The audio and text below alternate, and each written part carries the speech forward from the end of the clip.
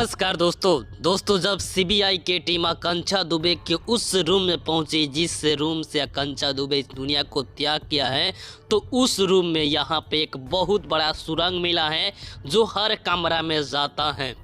तो आशंका यही लगाया जा रहा है कि इसी सुरंग के द्वारा जो आकांक्षा दुबे के मुख्य दोषी हैं अंदर प्रवेश किया होगा। देखिए ये कितना खतरनाक नज़ारा आपको दिखाई दे रहा है। और पानी की जो लाइन है, जो पानी की जो पाइप है, इसी से होकर गुजरी हुई है। तो कहीं ना कहीं जांच का विषय है।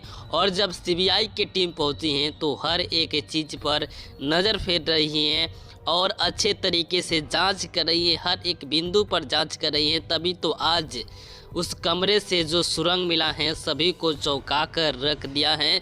और यूपी पुलिस जब जांच के लिए गई थी तो उनको कोई सुरंग नहीं मिला था। और ये एक बहुत बड़ा संकेत है। इसके द्वारा मालूम चल जाएगा कि कौन से लोग आए हैं, कौन से लोग गए हैं इस सुरंग के द्वारा।